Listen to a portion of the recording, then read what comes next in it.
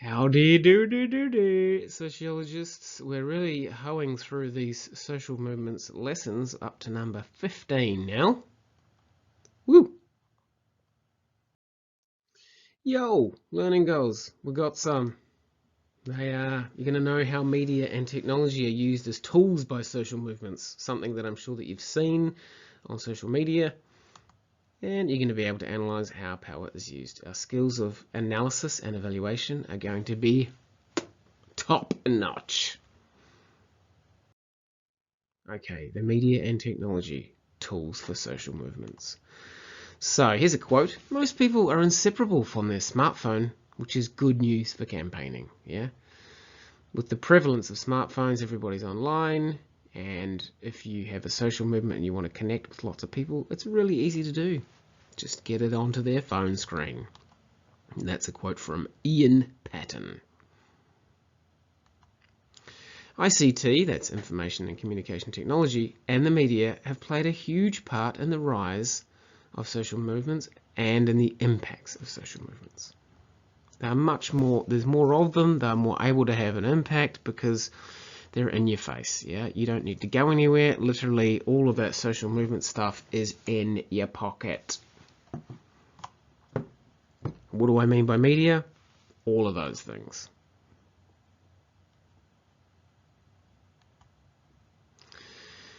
And as mentioned, the online presence of social movements makes a big deal. Most social movements in the modern era need to have a strong online game to do well, because most consumers, citizens, are fairly savvy when it comes to that kind of stuff.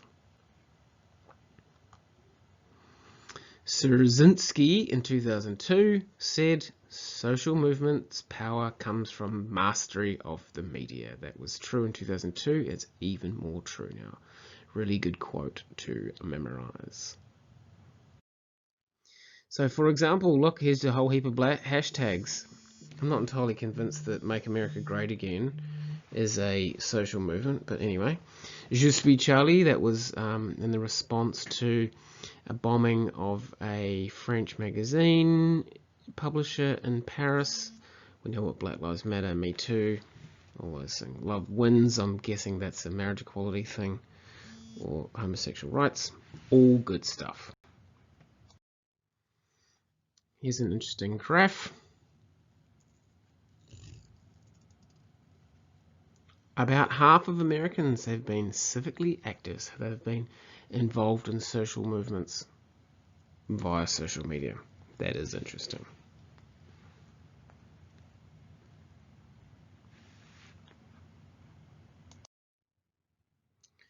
And, you know, in terms of media, here's a massive list of movies that are about social movements. Yeah, this is, I've seen a few of these. Food Inc., Aaron Brockovich.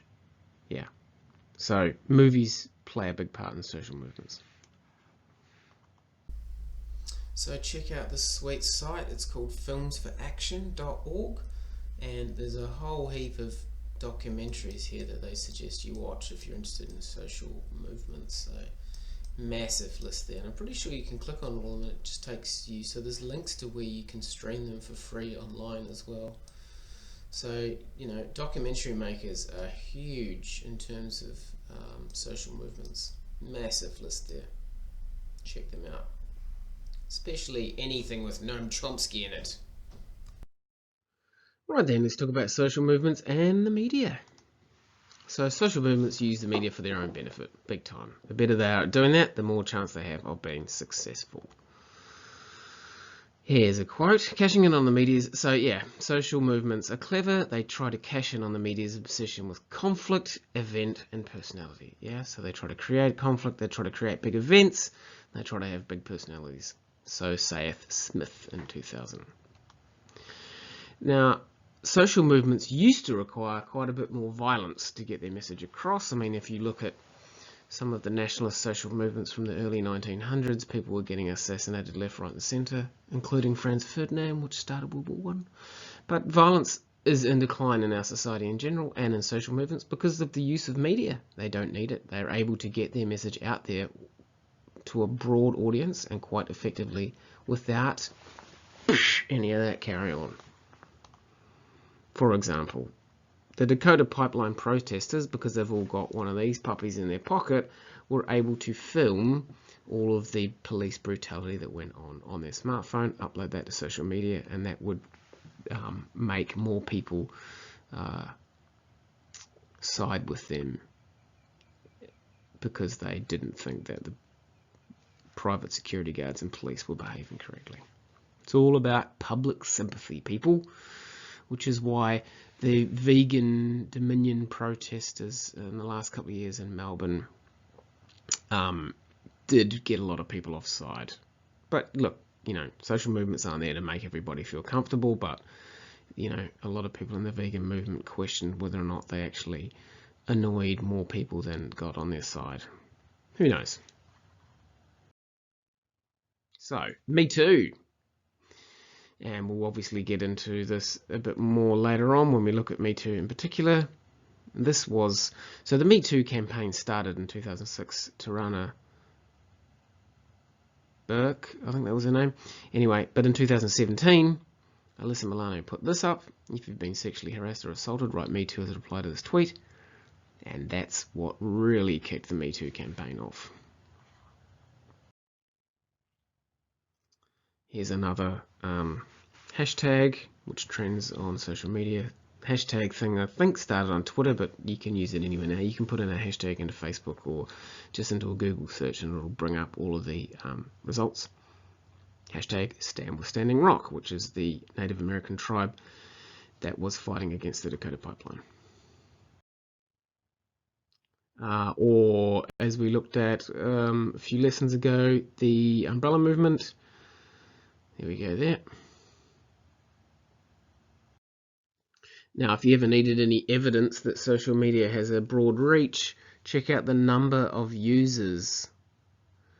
Yeah, 2008, hardly anybody was using social media, and now it's gone nuts. And there's heaps more of them. If you add up everything from the 2018, it'll be quite a lot.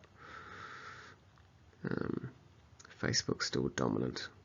But yeah, everybody's on social media these days, and in particular, more than one. Yeah, very few people are just on TikTok or just on Snapchat. Most people have like heaps of them. Right on. Our activity today is about analysing how power is used. There's the definition up the top there. The bit we're going to focus on today is then discuss related issues. So, to go back to this dot point, social movements use media for their own benefit, cashing in the media's obsession with conflict of interpersonality. My question to you, and I want you to write this down in your exercise book, what related issues might there be? Yes, social movements using the media to cash in on the media's obsession with conflict of interpersonality. I want you to give me at least 3 related issues in dot point form in your exercise book. Thanks. A video for you. How social movements can use the internet. Check it out. The day after the inauguration of President Donald Trump, an estimated 3.5 million people in cities around the country and the world took part in the Women's March, protesting the Trump agenda in what may have been the largest collective protest in American history. The march started with a single Facebook post and grew from there. In Raleigh, North Carolina, Professor Zeynep Tufekci was one of those faces in the crowd. Marches are great, they're empowering to people, but the magic isn't really in the streets by itself or any online action. It's when you look at the protest and you're, say, a legislator, right? You're thinking, if they can march with 1 million people, what else can they do? Tufekci teaches in the School of Information at the University of North Carolina, Chapel Hill, and is the author of the new book, Twitter and Tear Gas, The Power and Fragility of Networked Protest. The twist in the 21st century seems to be, since we can do things much easier with digital technology, they don't necessarily have the same level of teeth a similar action, say a March on Washington might have 30, 40, 50 years ago, because that was the result of a long process of organizing. The March on Washington for Jobs and Freedom in 1963 took 6 months to organize, arranging buses, bag lunches, singers, and speakers for 250,000 who attended. Tufekci says the march was a show of strength for the civil rights movement built over the previous 10 years. It pushed the people in power to take the threat pretty seriously. 1 year later, Congress passed and President Lyndon Johnson signed the landmark Civil Rights Act of 1964. More recently, Tufekci cites the success of the conservative Tea Party movement. It began in the spring of 2009 with a viral video. This is America. How many of you people want to pay for your neighbor's mortgage? Followed by tax day protests around the country. By the November 2010 midterm elections, the movement had a measurable impact. They got 50-plus Congress people. They essentially blocked President Obama's second-term agenda, and arguably they elected a president that they liked. So it just shows what the protest leads to depends on what happens next. In 2011, on the other side of the political spectrum, one email inspired by the Arab Spring protests started Occupy Wall Street. Within weeks, it was a movement with encampments all over the country.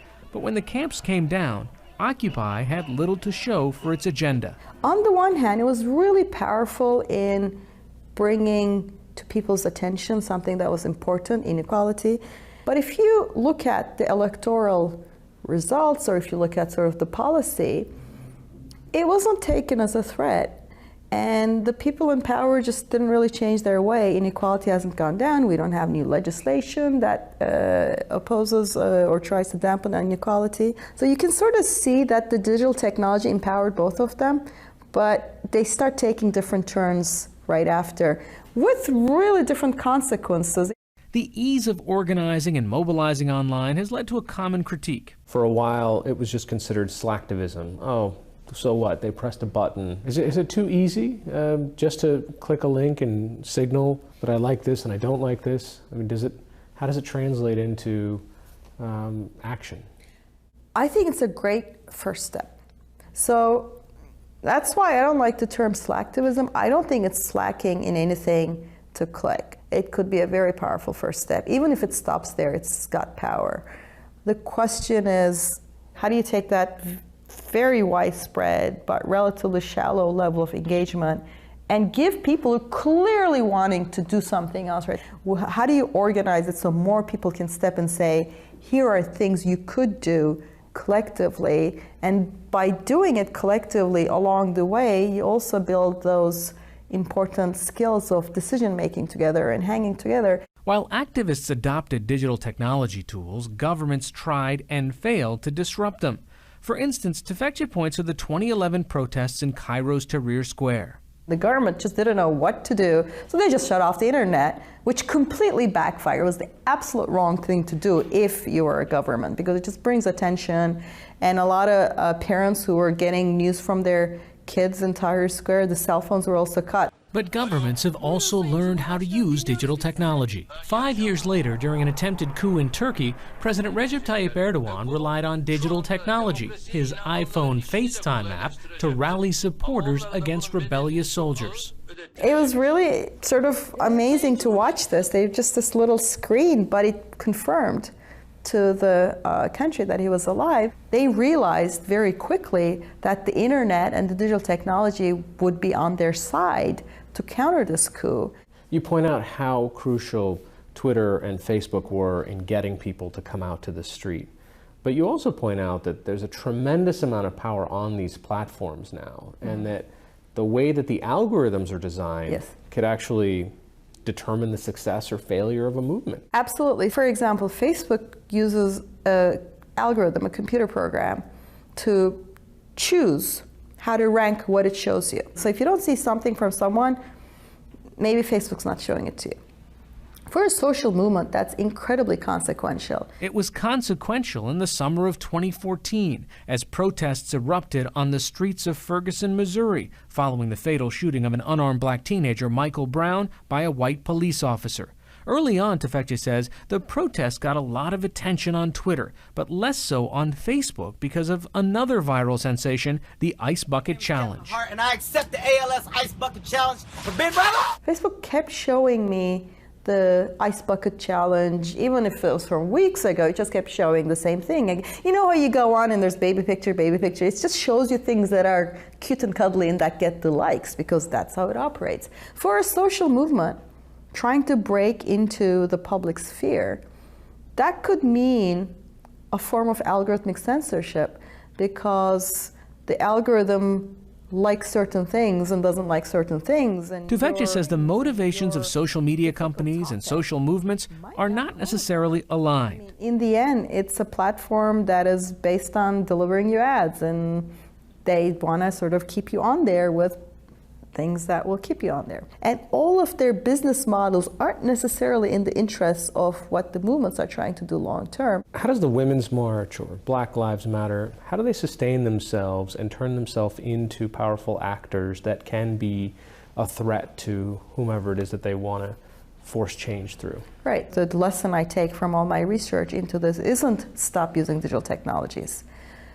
It's recognize what they're good for and use them fully for what they're good for, but really recognize what they're not good for. You know, you could use a hashtag to get millions of people to the street, but you can't use a hashtag to figure out how does a group of 100 people in one zip code figure out who's going to run for the school board and who's going to run for Congress and how are we going to organize this. So it's going to come to a hybrid model where we use tech for what it's good for, but not be blinded by the power it gives us in some areas and ignore that it's actually weakening us in other areas by helping us scale up almost too fast. You know, you're going from 0 to 100 miles in just a month or two.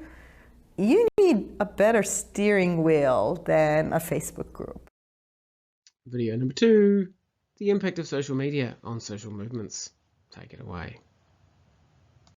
Fire in the streets and in the hearts of many Americans after Donald Trump's presidential win. Hey, ho, ho! Donald Trump has got to go! This is Oakland, California, but it's not just happening here. It's across the country. From Philadelphia to Oregon and down through the West Coast to Los Angeles, thousands protested, blocked highways, and staged sit-ins. In the nation's capital, anti-Trump chants echoed through the streets. No Trump! While in New York, as many as 5,000 people gathered outside Trump Tower. Not my president! The protests represent words being put into action. Online, the hashtag #NotMyPresident started trending in the hours after the election.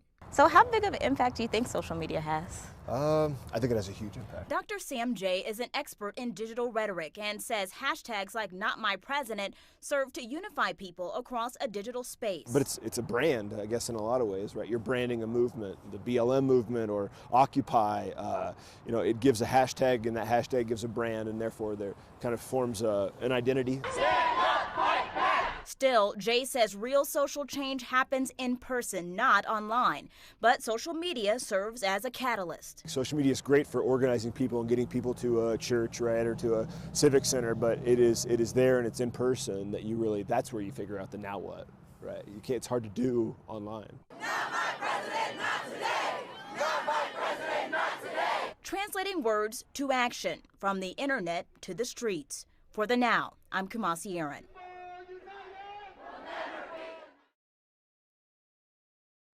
Today's reflection activity comes to you from your primary school days. You're going to do a sense poem. So when you think about social movements, what do you see? What do you hear? What do you smell? Smells like tear gas. What do you feel? And what do you taste? Who knows? So just complete each of those 5 for the topic of social movements. Yes! Highlight homework.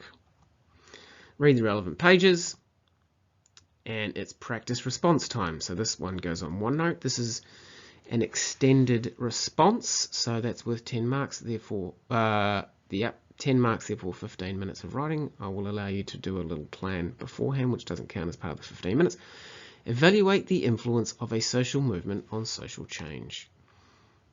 So pick any social movement you want. It says evaluate the influence of a social movement. So that's a specific social movement. It's not asking you to give any vague answers about social movements in general. It's evaluating the influence of one social movement on social change. Remember so just remember to answer the question asked. Remember, an evaluation looks at the strengths and the weaknesses and then makes an overall judgment call. Good luck. I look forward to reading it on OneNote and giving you audio feedback. You took part in this lesson and I appreciate it. Keep it real.